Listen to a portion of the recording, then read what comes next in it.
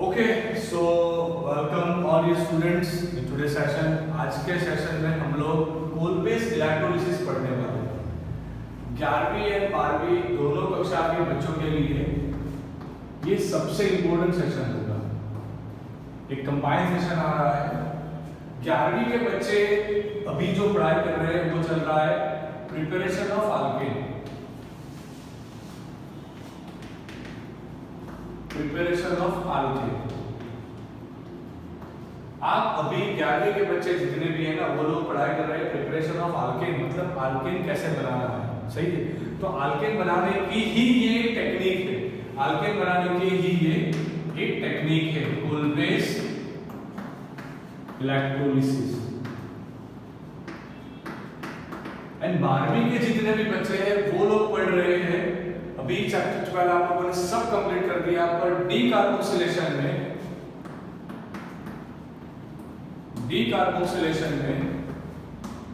एक छोटा सा स्मॉल पैराग्राफ है, वहां पे दिया गया है कोलबेस इलेक्ट्रोलिसिस। ये चैप्टर नंबर 13 स्टैंडर्ड नंबर 11 का टॉपिक हो चुका। ये चैप्टर नंबर 12 स्टैंडर्ड नंबर 12 का टॉपिक हो चुका। दोनों में ये एक टॉपिक कॉमन आ रहा है। तो हम लोग आज क्या करेंगे स्टूडेंट्स, ये अच्छे से कंप्लीट कर देंगे ताकि आपको जेई एंड बोर्ड में भी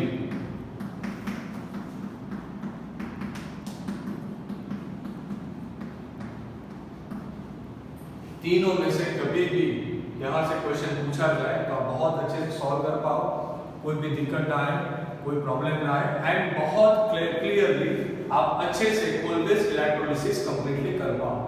एंड वैसे देखा जाए तो ऑर्गेनिक केमिस्ट्री में डियर स्टूडेंट्स ये हो जाएगा एक नीम रिएक्शन, तो बहुत इंपॉर्टेंट,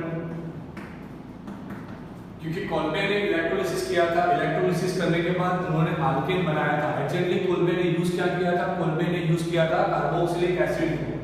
तो देखो पहले मैंने ये लेक्चर का इंपॉर्टेंस आपको बताया कि इंपॉर्टेंस क्या है।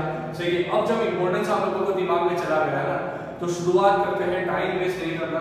देखो छोटी छोटी जो बातें हैं उसके ऊपर सबसे पहले फोकस करना है। सही है। एंड बाद में हम लोग कंप्लीट करेंगे कोलबेस इलेक्ट्रोलिसिस।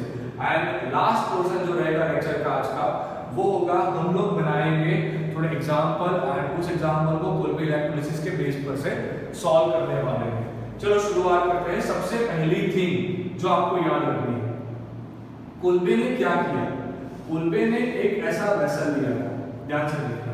कोलबे ने एक वेसल लिया, सही है। वहां पे एक इलेक्ट्रोड रखा गया है, ये दोनों हो गए इलेक्ट्रोड्स, दो इलेक्ट्रोड्स हो चुके। ओके, अब ध्यान से देखो, इसे आपको अटैच करना था विद बैटरी, तो बैटरी के साथ अटैच कर दिया। यहाँ पे पॉजिटिव चार्ज, यहाँ पे नेगेटिव चार्ज, बोलो क्लियर हो गया। अब देखो जब आप लोग यहाँ पे कोई भी सॉल्यूशन फिल करते हो एंड इलेक्ट्रिसिटी को पास करवाते हो, फिर से डियर स्टूडेंट्स जब भी आप कोई भी सॉल्यूशन यहाँ पे फिल करते हो, इलेक्ट्रिसिटी पास करवाते हो, तो यहाँ पे जो हो रहा है उसे बोला जाता है इलेक्ट्रोलिसिस। सही है। एंड ये टाइप के सॉल्यूशन जहां से इलेक्ट्रिसिटी पास हो पाए, फिर से एक बार रिपीट कर रहा हूं, उस टाइप का सॉल्यूशन जहां से इलेक्ट्रिसिटी पास हो पाए उसे बोला जाता है इलेक्ट्रोलाइट। क्लियर। तो ये बेसिक डेफिनेशन हो गई। फिर से एक बार ये स्टूडेंट्स, इलेक्ट्रोलाइट किसे बोला जाता है, जिस भी सॉल्यूशन से इलेक्ट्रिसिटी को पास किया जा सके उस सॉल्यूशन को बुलाएंगे इलेक्ट्रोलाइट। एग्जांपल की ओर पे आप ले सकते हो NaCl, KCl का सॉल्यूशन, NaOH एक्वस का सॉल्यूशन, मतलब वैसा सॉल्यूशन जो आपको आयंस दे। फिर से एक बार, NaCl का सॉल्यूशन, तो NaCl का जो सॉल्यूशन होगा वहां पे आपको Na+ और Cl- आयन मिलेंगे, तो वहां से electricity easily by ions through pass हो सकती है, तो उसको बोला जाएगा इलेक्ट्रोलाइट।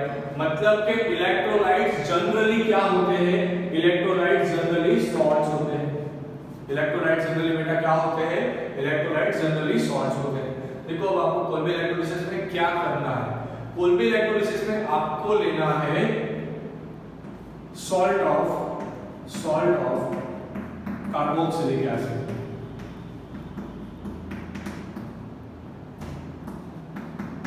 आपको क्या लेना है? आपको लेना है सॉल्ट ऑफ कार्बोक्सिलिक एसिड। अब देखो सॉल्ट ऑफ कार्बोक्सिलिक एसिड कैसे बनाएंगे।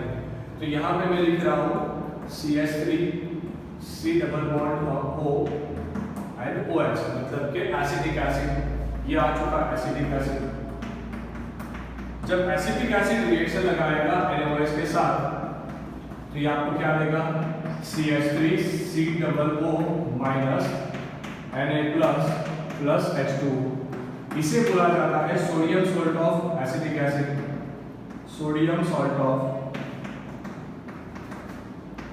एसिटिक एसिड मतलब कि आपने एसिटिक एसिड लिया, ये उसका हो गया सोडियम सॉल्ट। दिमाग में गया सबसे पहले। तो आपको इसको लेना है इलेक्ट्रोलिटिक सेल, मतलब कि ये जो सेल आपने बनाया है वहां पे आप क्या लोगे? कोई भी, जरूरी नहीं है कि ये सोडियम एसिटेट ही होना चाहिए, आप कुछ भी ले सकते हो।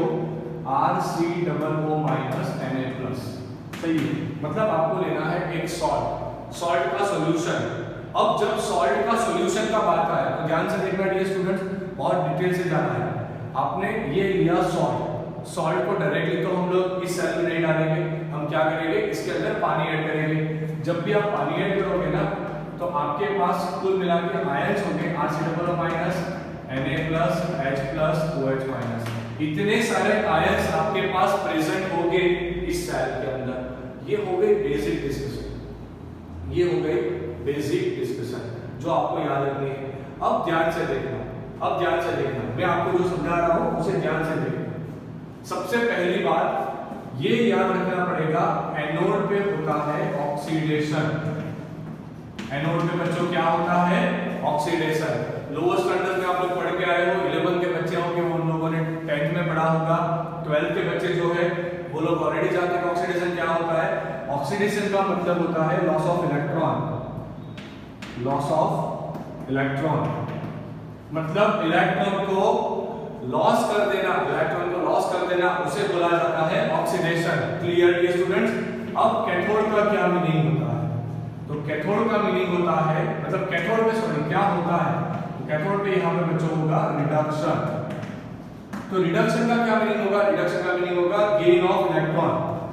रिडक्शन का मीनिंग होता है गेन ऑफ इलेक्ट्रॉन। चलो दोनों चीज पहले क्लियर हो गए। अब ध्यान से देखना है कहां पे कैसे ऑक्सीडेशन होगा, कैसे रिडक्शन होगा। सबसे पहले ये सारी बेसिक चीजें आप लोग अपनी कॉपी में अच्छे से लिख लीजिए। फिर से एक बार मैं रिपीट कर रहा हूं, एनोड पे ऑलवेज क्या होता है डियर स्टूडेंट्स? एनोड पे होता है ऑक्सीडेशन। ऑक्सीडेशन का मतलब क्या होता है? Loss of electron. चाहिए। कैथोड पे ऑलवेज क्या होता है बच्चों? रिडक्शन का मतलब क्या होता है? Gain of electron. बस तो ये सबसे पहला बेसिक डिस्कशन ये था। सही है, फटाफट से इसे कॉपी में लिखो। अब हम लोग चलते हैं आगे नए डिस्कशन की ओर, कि जहां पे हम ये जो सॉल्ट है ना, उस सॉल्ट का इलेक्ट्रोलिसिस कराएंगे। तो चलो शुरुआत करते हैं। एनोड वाला रिएक्शन सबसे पहले देखेंगे। जैसे डियर स्टूडेंट्स आप लोग जानते हो एनोड पे होता क्या है? Loss of electron. फिर से एक बार पूरा सेशन देखो, अच्छे से देखो, कोलबे इलेक्ट्रोलिसिस बहुत अच्छे से प्रिपेयर हो जाएगा। जेई का क्वेश्चन, नीट का क्वेश्चन या फिर बोर्ड का क्वेश्चन पूछा जाए तो आप अच्छे से सॉल्व कर पाओगे, एमसीक्यू भी सॉल्व कर पाओगे। देखो डियर स्टूडेंट्स, एनोड पे ऑलवेज क्या होता है? एनोड पे होता है ऑक्सीडेशन। इलेक्ट्रॉन को घुमाने की प्रोसीजर एनोड पे होती है। तो इलेक्ट्रॉन किसके पास ज्यादा होंगे? चलो ध्यान से देखो। चलो हम लोग लेंगे ये वाला एग्जांपल। तो CH3COO O पे माइनस। तो अब ध्यान से देखो, ये जो एनायन निकला एंड ये जो कैटायन है इसे बोला जाता है एनायन। अब ध्यान से देखो, ये जो एनायन है उसके पास ज्यादा इलेक्ट्रॉन दिख रहे हैं। तो एनोड पे आपको और कुछ दिमाग नहीं लगाना, आप लिखोगे CH3COO O पे माइनस। यहाँ गया एनोड पे एक आयन। सही है, वो एनोड पे जाएगा। एनोड पे जब जाएगा तो वो क्या करवाएगा? एक इलेक्ट्रॉन का लॉस करेगा। ध्यान से देखना, उसने घुमाया खुद का एक इलेक्ट्रॉन, लॉस कर दिया खुद के इलेक्ट्रॉन को। जब डियर स्टूडेंट्स उसने खुद के इलेक्ट्रॉन को लॉस कर दिया तो उसमें से कुछ ऐसा स्पीशीज आपके पास प्रिपेयर्ड होगा। अब आप माइनस नहीं लिख सकते, माइनस कब लिखोगे, जब 2 इलेक्ट्रॉन होंगे उसके साथ। अब ध्यान से देखो डियर स्टूडेंट्स, उसमें से एक इलेक्ट्रॉन को उसने लॉस कर दिया, चलता बना। जब एक इलेक्ट्रॉन चलता बना तो आप ध्यान से देखो, यहां पे आपके पास एक रेडिकल स्पीशीज बना, एक रेडिकल वाला स्पीशीज बना। एंड जैसे आप जानते हो फ्री रेडिकल्स बहुत ज्यादा अनस्टेबल होते हैं।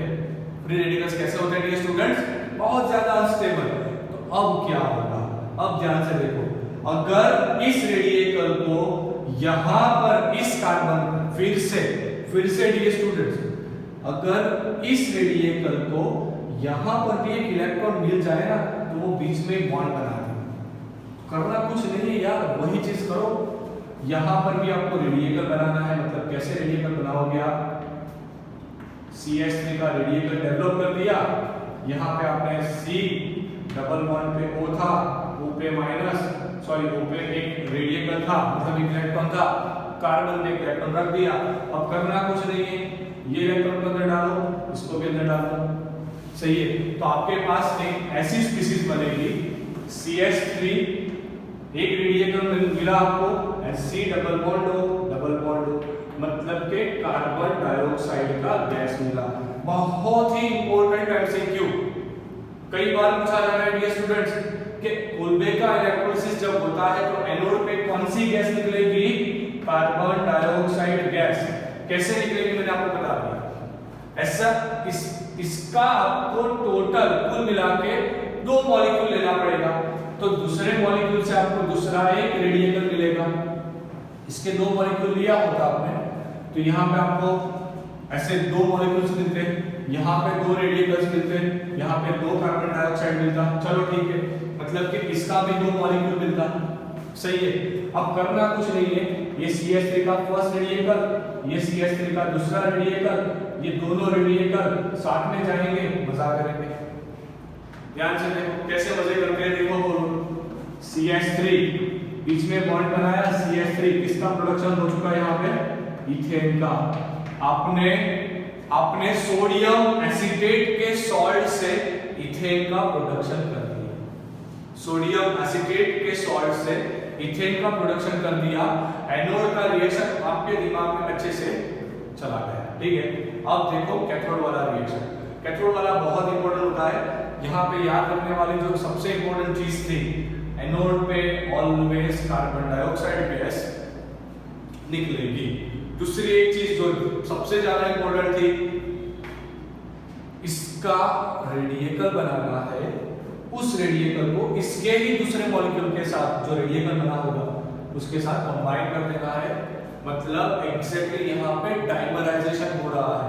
अब डाइमराइजेशन वर्ड्स आपको नया लगेगा, तो डाइमराइजेशन का मीनिंग होता है 2 चीज को कपलिंग करना। यहाँ पे कपलिंग हो रहा है CH3 रेडिकल का दूसरे CH3 रेडिकल के साथ, एंड बीच में एक सिग्मा बॉन्ड का फॉर्मेशन हो रहा था। तो यहाँ पे I am sure you all are clear with the anode reaction. चलो अच्छे, जो लोग दिमाग में नहीं आ रहा तो काम करो बच्चों, साइंस आपके काम की चीज नहीं है, छोड़ दीजिए, कॉमर्स में चले जाओ, सही। और बहुत इजी है, देखो करना कुछ नहीं है, बहुत इजी चीज है। अगर इतना भी दिमाग में नहीं आ रहा तो एक ही काम अभी हो सकता है, वो है कॉमर्स वाली यूनिफॉर्म का माप दे के आ जाओ, उसको रेडी कर दो कि इतना इसी दिमाग में नहीं आ रहा तो करोगे क्या यार। चलो ठीक है, एनोड दिमाग में गया। अब कैथोड वाला रिएक्शन मैं आपको समझा रहा हूं, तो उससे पहले चलो यहाँ पे जगह है तो कोई बात नहीं है, यहाँ पे काम कर लेते हैं। कैथोड वाला एक रिएक्शन देखना है, ध्यान से देखिए क्या पढ़े आप लोग। कैथोड में क्या होगा, रिडक्शन। रिडक्शन का मतलब होता है गेन ऑफ इलेक्ट्रॉन। कई सारे बच्चे होते हैं ना, उसके दिमाग में इतनी इजी चीजें भी नहीं आती, शायद दिमाग जैसी कोई चीज दी नहीं उसको भगवान ने, सही है। अगर दिया है तो बहुत अच्छे है यार, बहुत आसान चीज है। एनोड का मतलब क्या होता है, एनोड में क्या होगा, ऑक्सीडेशन। ऑक्सीडेशन का मतलब होगा लॉस ऑफ इलेक्ट्रॉन। कैथोड में क्या होगा, रिडक्शन। रिडक्शन का क्या मतलब होगा, गेन ऑफ इलेक्ट्रॉन। इलेक्ट्रॉन को गेन करवाना है, कैसे गेन करवाओगे, इससे गेन करवाओगे। तो ध्यान से देखो, पानी आपके पास प्रिज्म था, सही है, पानी को ऐसे नहीं लिखना, चलो थोड़ा चेंज करते हैं। पानी ऑक्सीजन दिखाया, एक हाइड्रोजन दिखाया, एक हाइड्रोजन दिखाया। अब अगर ये ऑक्सीजन मॉलिक्यूल ने एक इलेक्ट्रॉन को गेन कर दिया, पूछना मत कहां से इलेक्ट्रॉन आया, यहां से उसने छोड़ा था ना इलेक्ट्रॉन सोडियम एसिड में, वहां से इलेक्ट्रॉन आया, ये ऑक्सीजन ने गेन कर दिया। आप बोलोगे सर उसका वैलेंसी तो कंप्लीट है, कैसे गेन कर दिया? वो आपका टॉपिक नहीं है, उसने गेन कर दिया, बात खत्म। सही है, कैसे गेन किया होगा?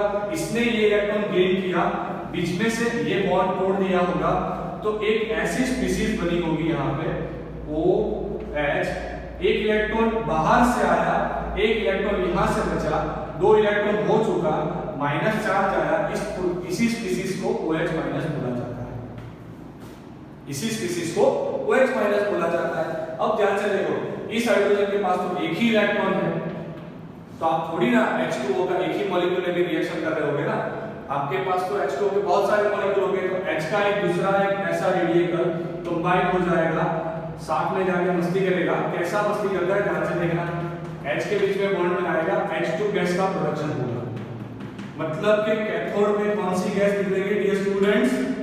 H2 गैस निकलेगी। कई सारे बच्चों के तो दिमाग से गैस निकल रही होगी, कार्बन डाइऑक्साइड दिमाग में नहीं आ रहा, हाइड्रोजन दिमाग में नहीं आ रहा, मैंने बोला कॉमर्स ले लो भैया, ये आपके काम की चीज नहीं लग रही। सही है, बहुत इजी है, वरना कुछ नहीं है, फटाफट से इसका स्क्रीनशॉट निकालो, 2-3 बार कॉपी में लिखो, अपनी कॉपी में लिखो, फ्रेंड्स की कॉपी में लिखो। सही है, ऐसा नहीं करना, अपनी कॉपी में लिखना है, फटाफट से स्क्रीनशॉट ले लो। नेक्स्ट मैं आपको इसके बेसिस पर से थोड़े एग्जांपल सॉल्व करूंगा, बेटा बहुत आसान है। सही है, फटाफट से स्क्रीनशॉट लो।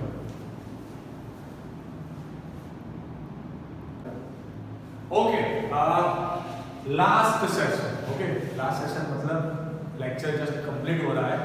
आप ध्यान से देखो, एग्जांपल सॉल्व करना है, एप्लीकेशन। पहला क्वेश्चन कुछ ऐसा दिया गया है,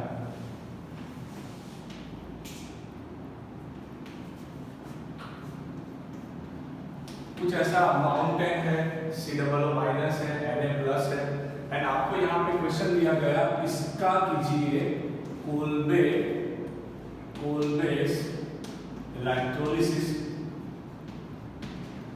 आप लोगों को इसका आंसर आएगा, कैसे बनाओगे?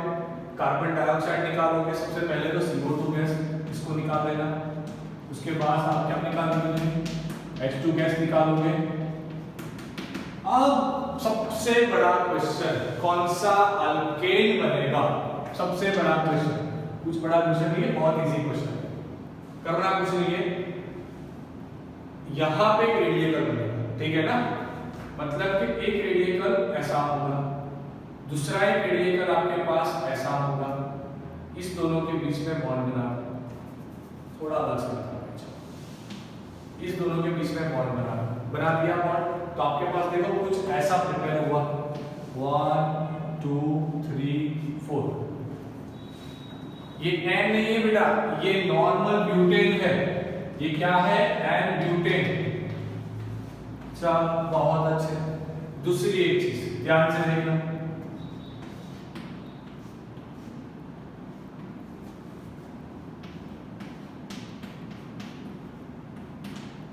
इसके 2 मॉलिक्यूल्स दिए गए, एक ऐसा आपको सॉल्ट दिया गया है, फिर से वही बात रिपीट किया आपसे, इसका कोलबेस इलेक्ट्रोलिसिस लगाओ। तो एक चीज तो क्लियर हो गई ना आप लोगों को, क्या निकालोगे? कार्बन डाइऑक्साइड का गैस, उसके बाद हाइड्रोजन का गैस, सही है, ये जाएगा कैथोड के पास, मतलब कैथोड से रिलीज होगा, ये होगा एनोड से रिलीज। चल ये बात दोनों क्लियर हो चुकी है आप लोगों को, करना कुछ नहीं है, रेडिकल बनाना है। कैसे रेडिकल बनेगा? एक ऐसा, सही है, दूसरा एक ऐसा, इस दोनों के बीच में बॉन्ड बनाओ, मतलब कि आपको जो अल्केन मिलेगा वो कुछ ऐसा होगा। दिमाग में गया दोस्तों, दिमाग में जा रही है यार, इसका IUPAC नेम लिखो आप लोग कमेंट बॉक्स में,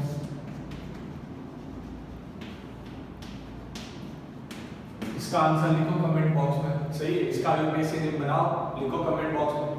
तो इस हिसाब से आप कोलबेस इलेक्ट्रोलिसिस कर सकते हो। काम श्योर आप लोगों को क्लियर हो चुका होगा कि करना कुछ नहीं है, यहाँ से कार्बन डाइऑक्साइड का मॉलिक्यूल निकाल दो, सही है, CO2 का मॉलिक्यूल निकाल दो, Na+ जो निकलेगा सॉल्यूशन में ऑलरेडी OH- प्रेजेंट होगा, आपने देखा ना आगे कैथोड में OH- हो रहा था, मतलब कि सॉल्यूशन थोड़ा बहुत बेसिक होता चला जाएगा। अब सबसे इंपॉर्टेंट दो चीज, लिमिटेशन। जो 12वीं के बच्चे हैं ना वो लोग जानते हैं कि आप कोल्बे का यूज करके कभी भी मीथेन का फॉर्मेशन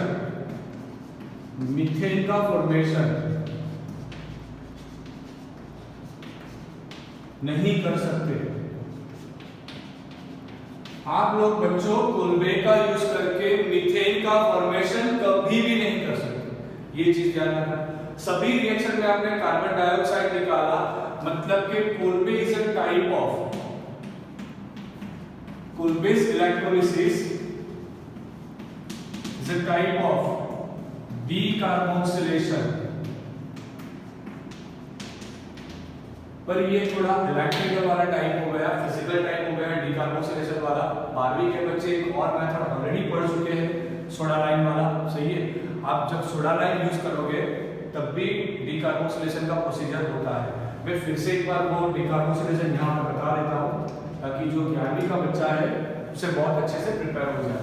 वही पर भी सेम RCOO Na+ लिखा है आपको, उसका रिएक्शन सोडा लाइम से करवाओगे। अब क्वेश्चन होता है सोडा लाइम है क्या? लाइम सोडा नहीं है बेटा, सही है, लाइम सोडा नहीं है। सोडा लाइम होता क्या है? NaOH प्लस CO का मिक्सचर, NaOH प्लस CO का मिक्सचर। अब देखो ध्यान से, Na2, ये Na, कुल मिला के हुआ Na2, ये C, ये O, एक ये O, Na2CO3, ये रिलीज हो गया, Na2CO3 रिलीज हो गया, फिर से Na2C1, ये ऑक्सीजन 2, ये तीसरा ऑक्सीजन, Na2CO3 रिलीज कर दो, एंड अब आपके पास बचा R एंड यहाँ से बचा H, तो RH, अल्केन का प्रोडक्शन हुआ। अब एक चीज याद रखनी है, सोडा लाइम लेना है 31 रुपए में, मतलब 3:1 में। 3 मॉलिक्यूल आप NaOH के लगाओगे, 1 मॉलिक्यूल CO का लगाओगे, CO एज अ कैटालिस्ट काम करेगा। अब कैटालिस्ट क्या होता है? जो रिएक्शन में पार्टिसिपेट नहीं करता पर रिएक्शन का एक्टिवेशन एनर्जी बढ़ाता है, मतलब रिएक्शन इजीली होता है उससे, सही है। तो यहाँ पे मैंने आपको अल्केन 11वीं के बच्चों को पढ़ाया अल्केन कैसे बनाना है, 12वीं के बच्चों को पढ़ाया कार्बोक्सिलिक एसिड का रिएक्शन, मतलब कार्बोक्सिलिक एसिड के सॉल्ट का रिएक्शन। देखो एक्जेक्टली सिर्फ नेम्स अलग है, मैंने आपको शुरुआत में ही बताया था कि टॉपिक को रिलेटेड है, तो कोरिलेटेड के टॉपिक को बहुत अच्छे से प्रिपेयर करो, ठीक है dear students. Thank you for watching this video, don't forget to like share and comment this video. कल फिर मिलेंगे, तब तक के लिए इसका रिवीजन लगाते रहना, कॉपी बनाना है, भूलना नहीं। Thank you.